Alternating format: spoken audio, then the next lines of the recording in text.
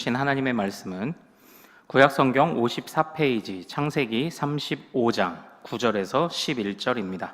같이 한 목소리로 읽겠습니다. 시작. 야곱이 밧단 아람에서 돌아오매 하나님이 다시 야곱에게 나타나사 그에게 복을 주시고 하나님이 그에게 이르시되 내 이름이 야곱이지만은 내 이름을 다시는 야곱이라 부르지 않겠고 이스라엘이 내 이름이 되리라 시고 그가 그의 이름을 이스라엘이라 부르시고 하나님이 그에게 이르시되 나는 전능한 하나님이라 생육하며 번성하라 한 백성과 백성들의 총회가 내게서 나오고 왕들이 내 허리에서 나오리라. 아멘. 아멘.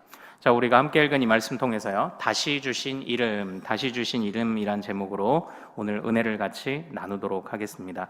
야곱을 결국 하나님의 은혜의 자리 또한 축복의 자리로 세우신 하나님께서 우리가 마땅히 서야 하는 그 자리로 우리의 두 다리를 견고하게 세우시기를 소망합니다. 제가 오늘 몇 가지 재료들을 조금 가져왔어요. 첫 번째는, 자, 요게 뭘까요? 요게 뭔가요? 네, A4 용지죠. A4 용지. 자, 이제 요거를 제가 한번 좀 잡아당겨 보겠습니다. 제가 잡아당기면 이게 어떻게 될까요? 네, 찢어지겠죠. 뭐 아주 수월하지는 않지만 한번 잡아당겨 보겠습니다. 좀 쉽지는 않겠지만, 네, 역시 찢어지죠. 네, 뭐 이렇게 하면은 좀 이제 찢어지죠. 예, 찢어집니다. 찢어져요. 그리고 두 번째 재료는 뭐냐면 요걸 가져왔어요. 이게 뭘까요? 예, 비닐입니다. 요거 한번 잡아당겨 보면 어떻게 될까요? 예, 그 좀 나름대로 더 종이보단 더 버티겠죠. 네, 질깁니다. 그럼 어떻게 하죠? 예, 찢으면 됩니다. 뭐 걱정할 거 없습니다. 이렇게 찢으면 됩니다. 어떻습니까? 찢겨졌죠. 자, 이제 제가 세 번째 재료를 가져왔어요. 지금 이게 뭐 하는 건가 싶죠? 사실은 요 세 번째가 중요해요. 제가 제 가방에 매달려 있는 줄인데요, 제가 요거를 한번 당겨 볼게요. 요거를 당기면 어떻게 될까요? 네, 당기면 어떻게 될까요? 끊어질까요? 제 힘이 600만 불의 사나이 같지는 않겠죠? 예, 다시 한번 당겨 보겠습니다. 오, 질겨요. 찢어 볼까요? 네, 안 찢어집니다. 자, 요거는 왜 안 찢어질까요? 왜 안 끊어질까요? 질겨서 그렇습니다. 요거의 소재가 뭐죠? 예, 가죽입니다. 무려 소가죽입니다. 사실은 제가 이 말씀을 드리는 이유는요, 성경에서는 예레미야에서 이제 그런 표현이 한 군데 나오는데요, 참 변하지 않는 사람의 마음을 가죽이라고 묘사한 구절이 예레미야서에 딱 한 번 나옵니다. 그러니까 지금 우리가요, 마음이 종이같이 또는 비닐처럼 연하다면 우리는 하나님 앞에서 우리의 마음이 쉽게 엎드리고 굴복할 겁니다. 그러나 성경은 우리의 마음이 어떻다고 이야기한다고요? 가죽이라고 말해요. 가죽.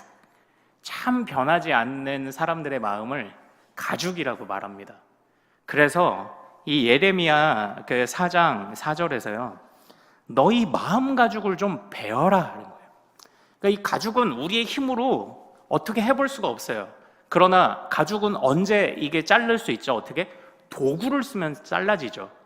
그래서 어떻게 보면 하나님이 우리의 마음 가죽을 잘라주셔야 우리의 질긴 마음이 비로소 풀어지고 하나님 앞에서 엎드러지게 된다라는 그런 말씀을 예레미야가 했습니다. 사실 뭐 오늘 이 야곱의 이야기, 이제 오늘 우리가 그동안 살펴보는 이 야곱의 이야기를 오늘 마무리를 지으려고 하는데요, 뭐 야곱이라는 이 사람의 이름은 예레미야에서 뭐 직접적으로 언급되는 이름은 아닙니다. 그러나 오늘은 우리가 읽은 이 본문은 이 야곱의 모든 이야기를 마무리 지으며 이 야곱에게 하나님이 이스라엘이라는 이름을 다시 한번 주시고, 그리고 앞으로 야곱이라는 이름이 쓰임받는 모든 곳에서는 이전에 그 교활한 야곱이 아니라 하나님이 주신 새로운 이름을 가진 이스라엘로서의 야곱의 이름만이 이 말씀 이후로, 창세기 35장 이후로 이제 새로 부여하신 이름만이 사용되는 그런 이제 중요한 분기점이 되는 그런 본문입니다. 오늘 이 이야기를 통해서요, 그토록 질긴 야곱의 마음이 하나님 앞에 어떻게 엎드리고 굴복하는지를 이제 우리가 보는 것이 오늘 말씀의 참 목적입니다. 이 야곱은요, 지금까지 우리가 살펴봤던 이런 말씀들을 좀 생각을 해보면요, 우리가 1월 1일 처음부터 야곱의 인생을 살펴볼 때 특별히 도망쳤다가 돌아오는 과정에서부터 우리가 야곱의 인생을 살펴보았습니다. 그때 이 야곱은요, 처음에는 은혜와 은혜의 충돌을 경험했습니다. 그게 무슨 얘기였냐면 에서에게 은혜를 베풀어 달라고 구걸하는 입장이었다라는 겁니다. 그러나 그때 야곱은 모르는 게 있었어요. 깨닫지 못한 게 있었어요. 무엇이냐? 에서의 은혜를 구했을 뿐 하나님의 은혜를 구하지 않았던 겁니다.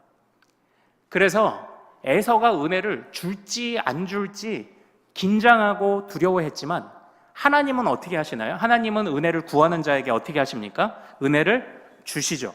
심지어 야곱으로 하여금 돌아가라고 말씀하신 것도 하나님이셨기 때문에 하나님이 명령하셨으면 하게 하실 줄 믿습니다. 명령하신 건 하게 하시는 거예요. 제가 이제 얼마 전에도 저희 대전에 있는 제가 모셨던 담임 목사님과 교역자들이 한번 다녀갔거든요. 근데 그 담임 목사님이 종종 쓰시던 예화가 있어요. 우리가 회사에서 출장을 보내면 어떻게 하죠? 출장을 보내면 거기서 밥값도 나와야 되고 또 이제 숙식을 해결하는 비용이 나와야 하지 않습니까? 출장을 보내면 그 출장비를 누가 책임집니까? 보낸 사람이 책임진다. 우리는 이 땅 가운데서 주님께 보내심을 받은 자들이다. 그러므로 우리가 이 땅 가운데 하나님의 명령을 감당할 때 누가 책임지십니까? 하나님이 책임지신다. 참 이런 말씀을 즐겨 하셨던 것이 기억에 납니다. 그러나 이 야곱은 바로 그 하나님의 명령하신 하나님, 은혜 베푸시는 하나님이 아니라 에서의 은혜만을 바라보다가 두려워하는 모습을 보였었습니다. 그리고 나서 조금 이 야복 강가에서 그 브니엘의 경험을 하죠. 브니엘의 뜻이 무엇이었습니까? 하나님을 대면하다였어요. 하나님을 대면하고 나서야 그가 마음이 조금 풀어져서 자신의 식구들을 먼저 앞세워 보내는 미련한 아빠였지만 그 이후에 자기가 비로소 앞장서기 시작하죠. 그때 제가 여러분들에게 그런 말씀을 드렸습니다. 우리는 참 그리스도인입니까? 아니면 거의 그리스도인입니까? 이제 이 말씀을 드렸었어요. 이 야곱이 하나님 앞에 다시 하나님을 대면하고 나니까 참 그리스도인의 모습이 나오더라. 그래서 우리도 하나님을 만나는 시간이 중요하다. 참 그리스도인은 하나님을 얼마나 자주 만나느냐에 달려있다. 이제 이런 메시지를 또 전했었습니다. 그 이후에는 또 우리가 이런 얘기를 나눴어요. 결국 이 야곱이 제자리를 찾아가는 그런 모습을 보면서 바른 믿음이란 무엇이냐? 하나님이 설정하고 처음 창조하신 제자리를 향해 끊임없이 가는 것, 그것이 진짜 믿음이다. 우리가 또 이런 이야기들을 또 나누기도 했었습니다. 그리고 지난주에 우리가 나눈 이야기는 또 무엇이었습니까? 바로 그렇게 깨달은 것 같았던 야곱이 아직도 덜 깨달아서 야곱의 목적지는 그의 고향까지 가야 되는데 고향 중간인 세겜에서 살다가 그가 어떻게 됩니까? 딸이 강간당하는 모습을 보게 되는 거죠. 그 모습을 보고도 그들이 딸을 해코지했다는 것이 화가 나는 것이 아니라 오히려 그들이 쳐들어올까 봐 전전긍긍하는 바로 그런 못난 아버지의 모습을 또 보여줍니다. 그래서 베델로 가라, 원래 목적지로 가라는 주님의 명령을 듣고 다시 그가 마음을 고쳐먹고 그 여정을 떠난 장면을 우리가 또 지난주에 살펴보았습니다. 그리고 이제 오늘은요, 그 베델에 도착해서 이제 그 이후에 하나님이 주시는 말씀입니다. 그 베델에 도착해서요, 이 야곱은 하나님 앞에 이렇게 행동합니다. 우리 7절을, 지난주를 기억하며 7절을 다시 한번 같이 읽어보도록 하겠습니다. 7절입니다. 시작. 그가 거기서 제단을 쌓고 그곳을 엘 베델이라 불렀으니 이는 그의 형의 낯을 피할 때에 하나님이 거기서 그에게 나타나셨음이더라. 아멘. 자, 여기서 우리는 한 가지 정보를 알게 됩니다. 자, 이 베델이라는 곳이 야곱이 처음 온 곳인가요? 아니면은 다시 온 곳인가요? 다시 온 곳입니다.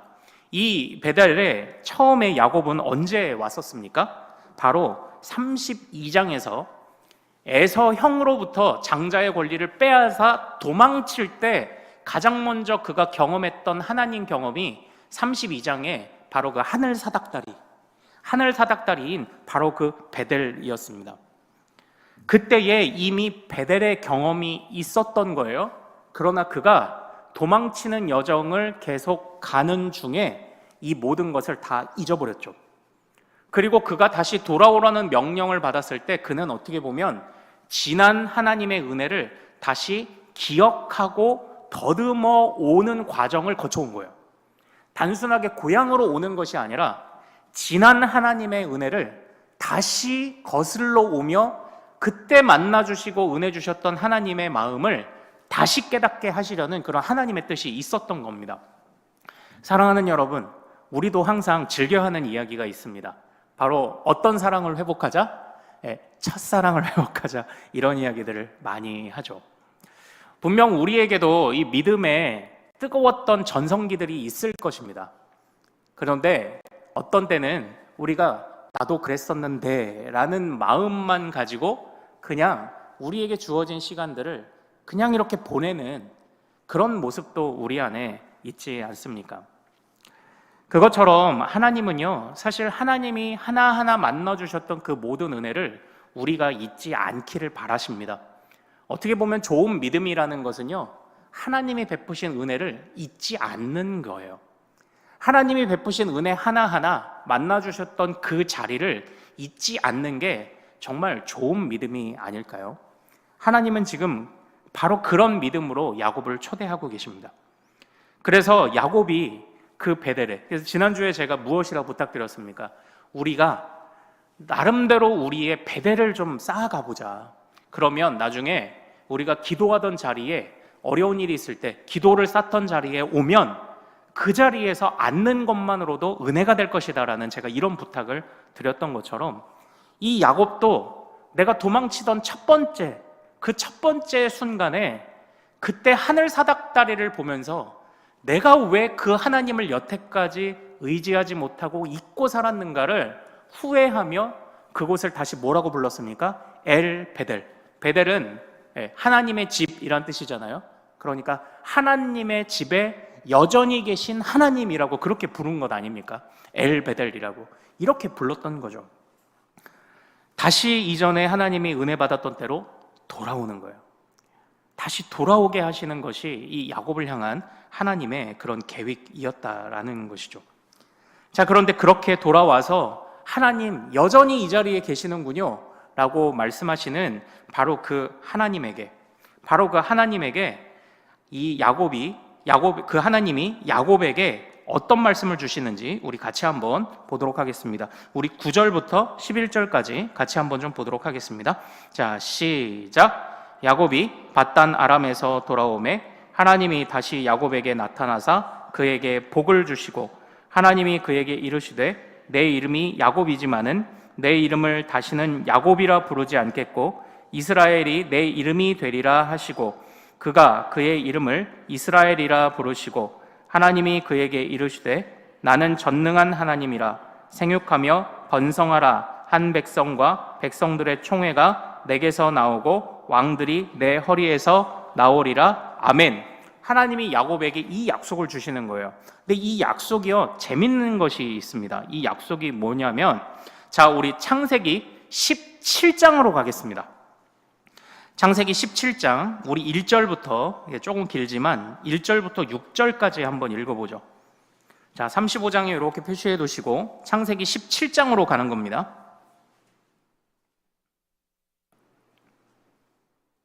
창세기 17장 1절부터 6절까지.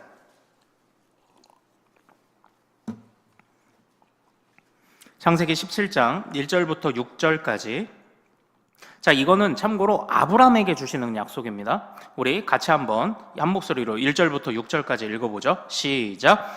아브라함이 99세 때에 여호와께서 아브라함에게 나타나서 그에게 이르시되 나는 전능한 하나님이라. 너는 내 앞에서 행하여 완전하라.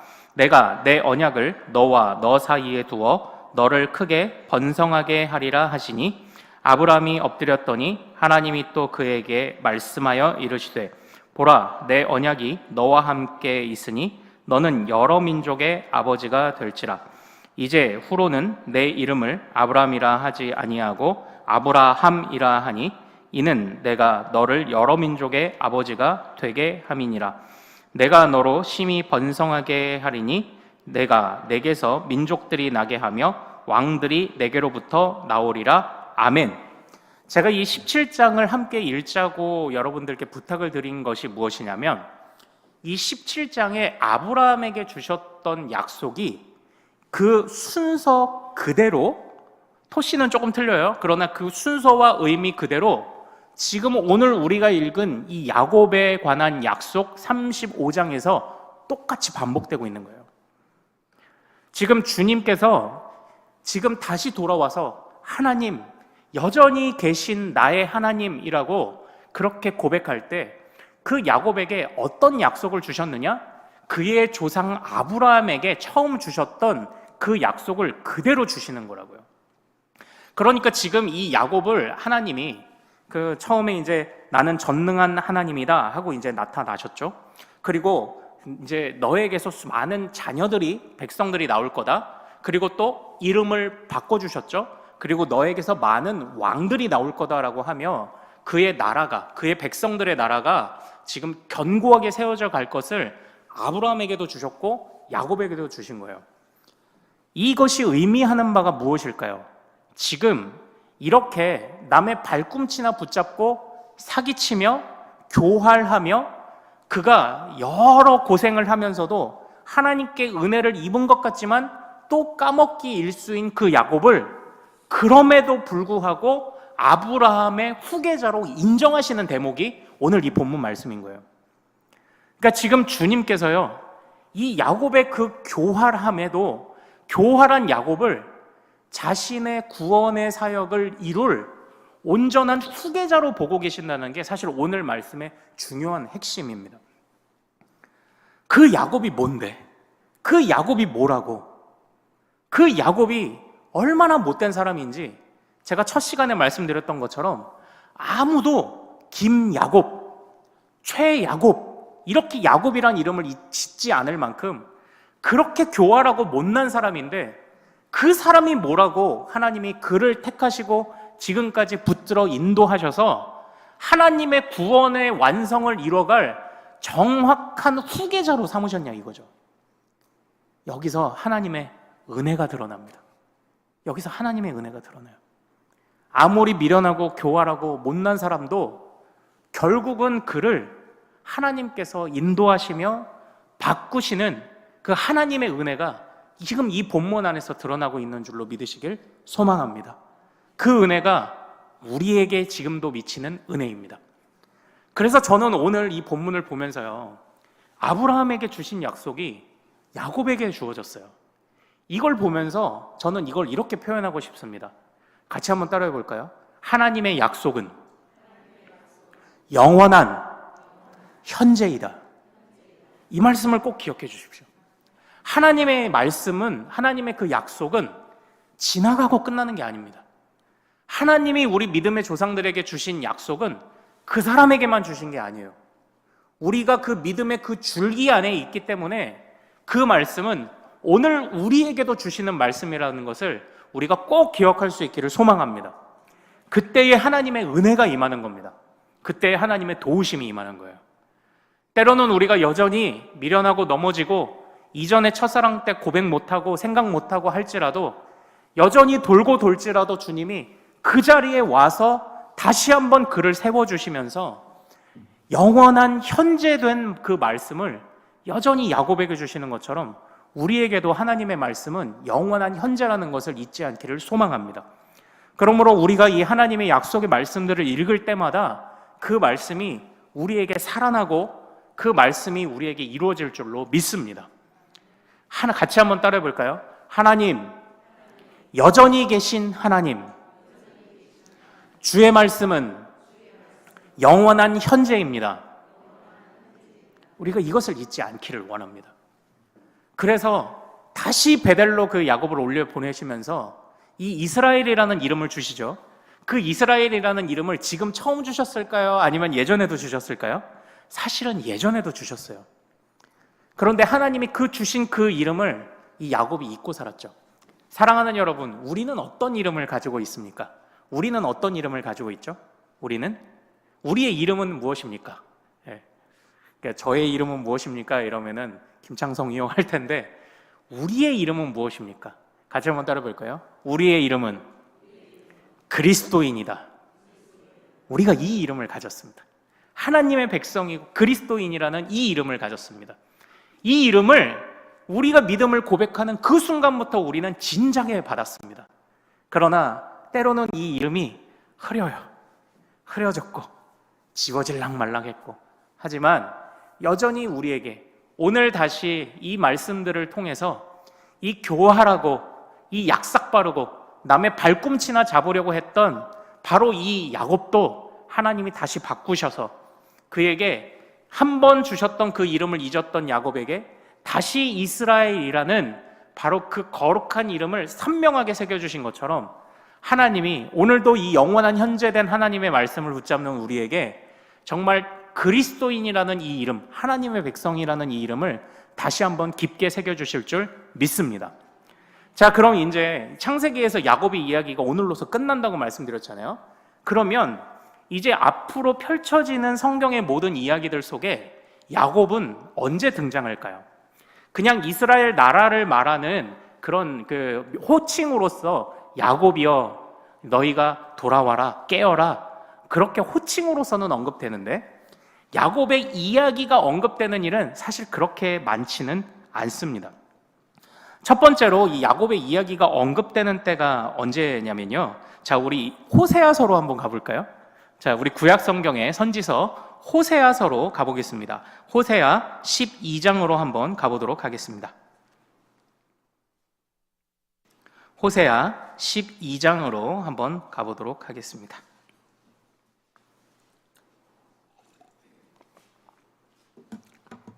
구약 성경 호세아 12장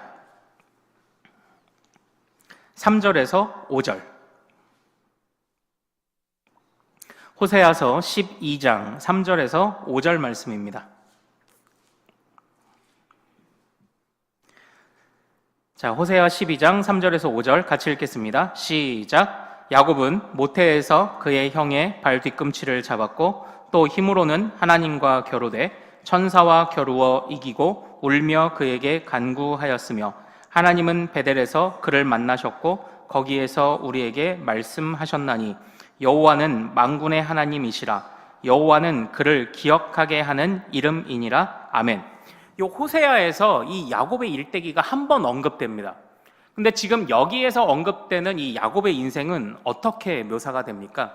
지금 이 호세아는 이 멸망하기 직전에 북이스라엘을 향해서 선포되는 메시지인데요, 야곱도 그 형의 발꿈치를 붙잡던 교활했던 야곱, 너희의 조상 야곱도, 사람으로서의 그 야곱도 하나님께 매달리는 것을 배우기 시작했을 때, 그러니까 지금 뭐라고 이야기를 합니까? 지금 베델의 사건도 언급되고 있고 하늘 사닥다리, 그리고 야복 강가의 분이엘 사건, 천사와 씨름했던 사건도 지금 언급되고 있는데, 천사와 씨름했던 사건을 통해서 무슨 교훈을 말씀드렸죠? 끝까지 하나님을 붙잡는 방법을 그가 배웠다, 이렇게 제가 분이엘 사건을 말씀드렸죠. 그것처럼 야곱은 교활한 사람이었지만 끝까지 하나님을 붙잡을 때 하나님이 그를 회복시키셨다라고 이렇게 묘사할 때 지금 이 야곱의 이야기를 들고 있는 겁니다. 그러므로 북이스라엘 너희들아, 너희가 지금 하나님 앞에 책망받지만 지금이라도 돌아오면 너희가 살 거야 라고 말할 때 그 살려주시는 하나님의 예로서 야곱이 언급되는 거예요. 그러니까 지금 야곱은 뭐의 아이콘입니까? 하나님의 은혜 입고 돌아온 자의 아이콘입니다. 그러니까 야곱이 사실은 어떻게 보면 그 공식적인 최초의 탕자죠. 그가 돌아오는 것을 두고 하나님께 돌아왔고 하나님이 그를 붙잡으셔서 회복시켰다는 이 회복의 아이콘으로 지금 이 호세아가 사용하고 있는 겁니다. 그 이야기를. 그리고 우리 이제 신약 성경의 히브리서 11장으로 가보겠습니다. 신약 성경에 히브리서 11장 20절과 21절, 우리 믿음장이죠. 자, 신약 성경에 히브리서 11장 20절과 21절을 같이 한번 읽어보도록 하겠습니다.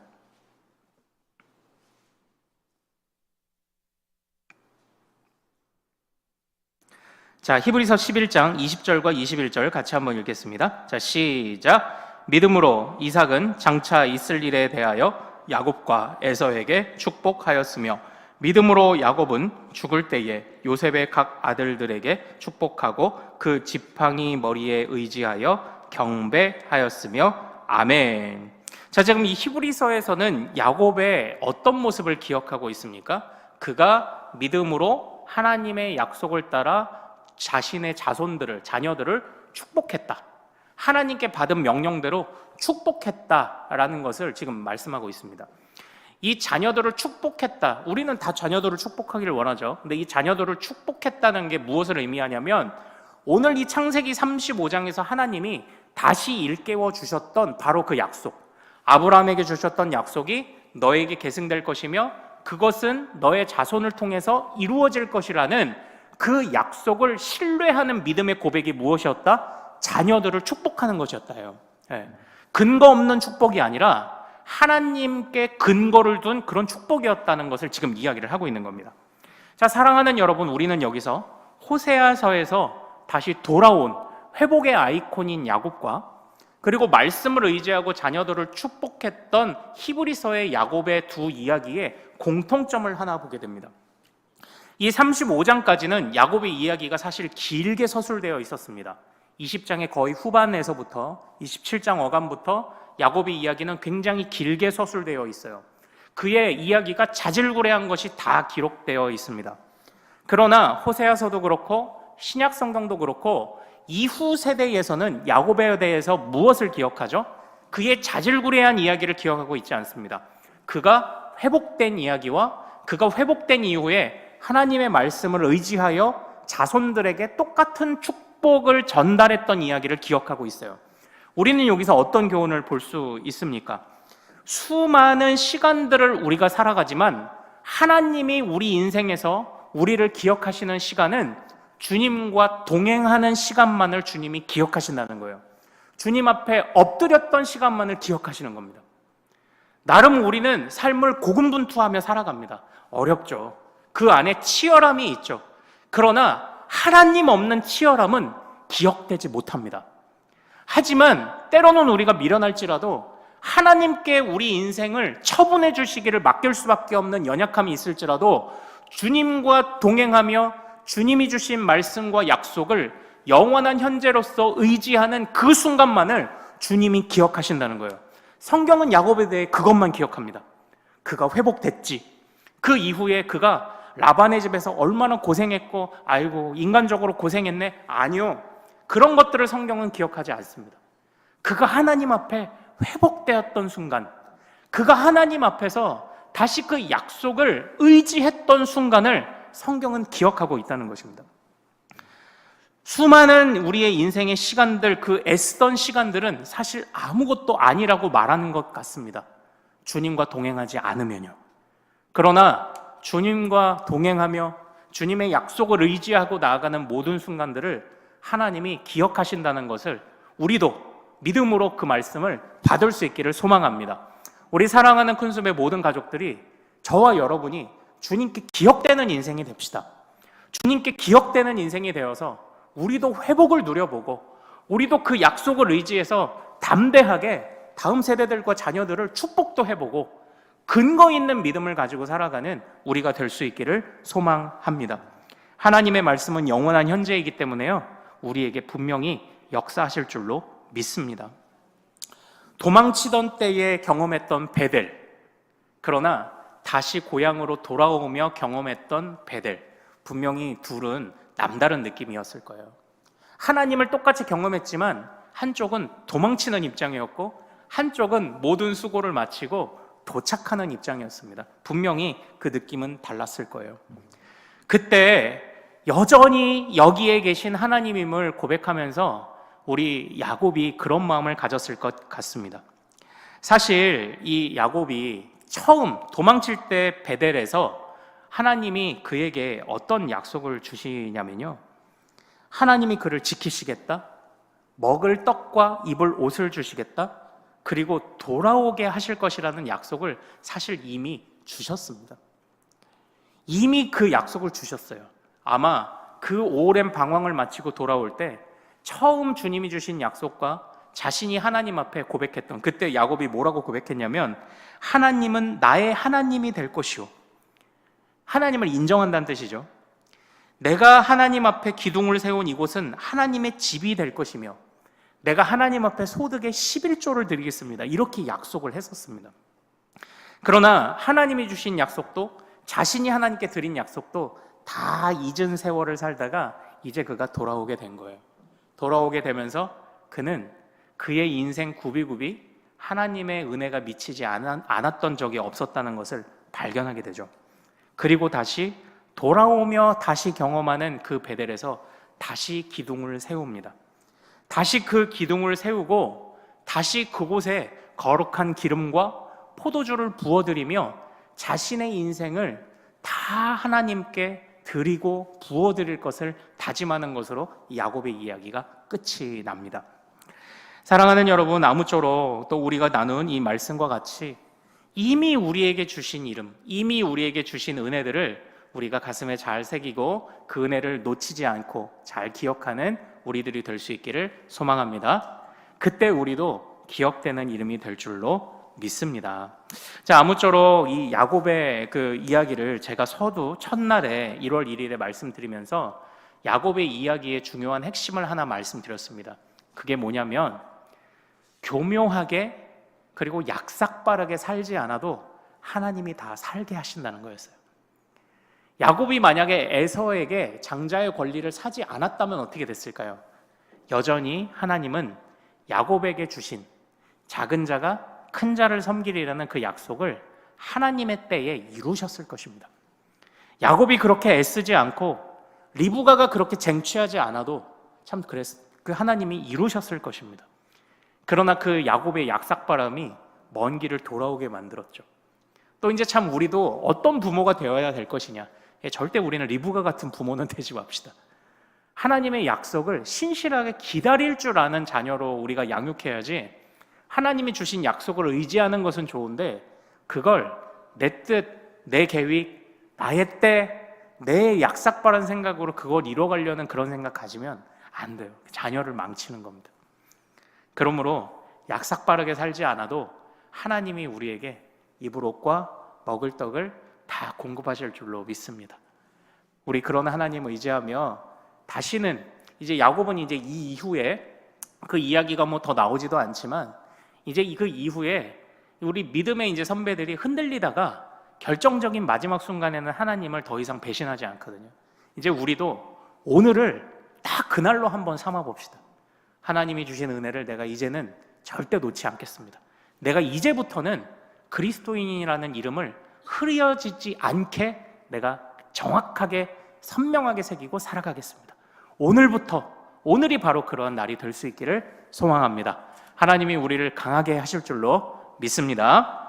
자, 우리 오늘 찬양을 좀 같이 나누고 싶은데요, 찬양 잘 아시겠지만 이게 완전 대곡입니다.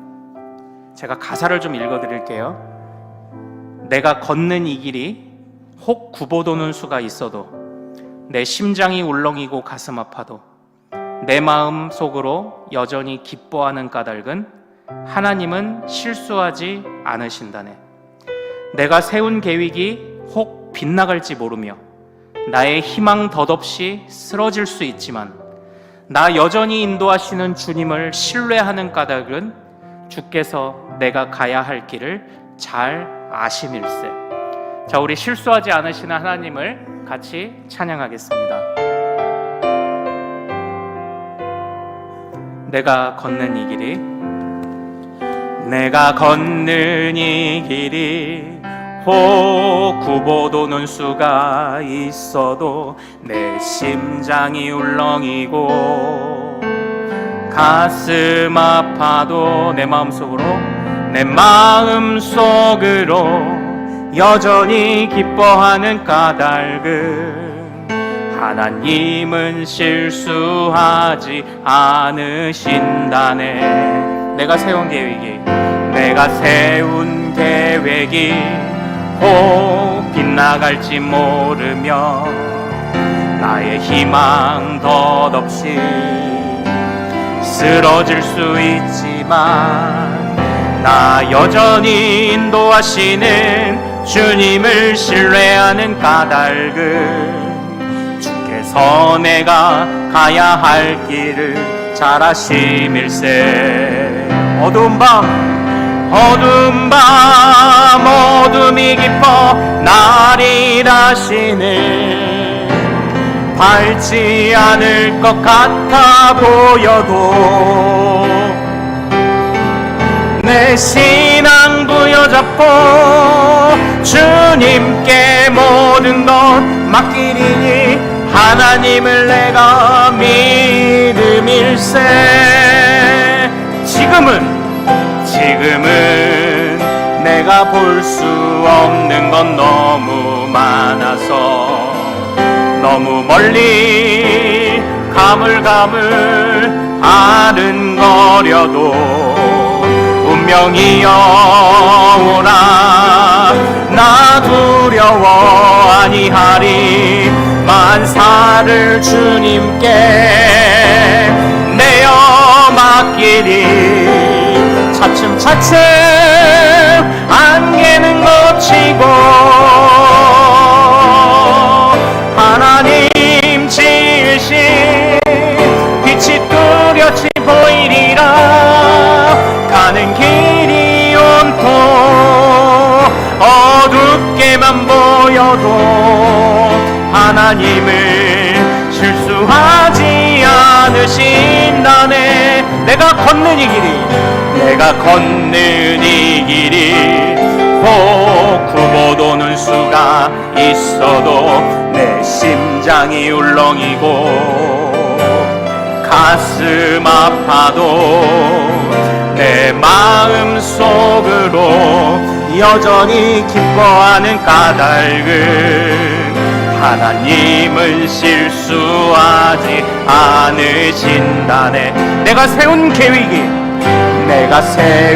계획이 혹 빗나갈지 모르며 나의 희망 덧없이 쓰러질 수 있지만 나 여전히 인도하시는 주님을 신뢰하는 까닭은 주께서 내가 가야 할 길을 잘 아심일세. 어두운 밤 어둠이 깊어 날이 다시는 밝지 않을 것 같아 보여도 내 신앙 부여잡고 주님께 모든 걸 맡기리니 하나님을 내가 믿음일세. 지금은 내가 볼 수 없는 건 너무 많아서 너무 멀리 가물가물 아른거려도 운명이여 오라. 나 두려워 아니하니. 만사를 주님께 내어 맡기니. 차츰차츰 안개는 걷히고 하나님 지으신 빛이 뚜렷이 보이리라. 가는 길이 온통 어둡게만 보여도 하나님을 실수하지 않으신다네. 차츰차츰 안개는 걷히고 하나님 지으신 빛이 뚜렷이 보이리라.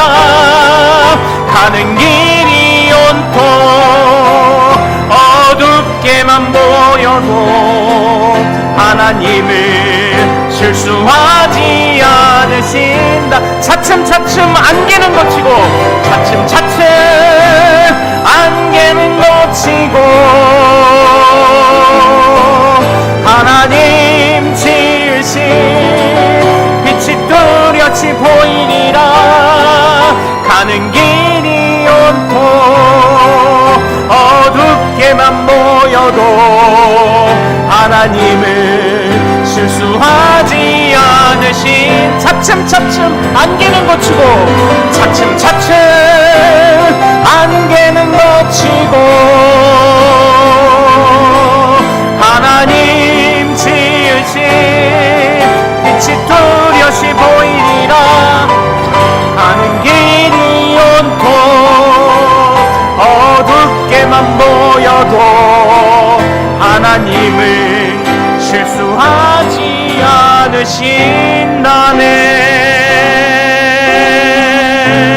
않으신다네. 사랑하는 여러분, 우리 이 시간 말씀을 생각하며 또 우리가 부른 이 찬양을 기억하며 같이 기도하기를 원합니다. 참 지금까지 우리가 야곱처럼 참 많은 인생을 돌아왔습니다. 알려주셔도 잊었고 이름을 주셔도 그 새로운 이름을 많이도 잊어버렸습니다. 그러나 지금껏 지나오는 모든 길에서 주님이 동행하셨음을 믿습니다.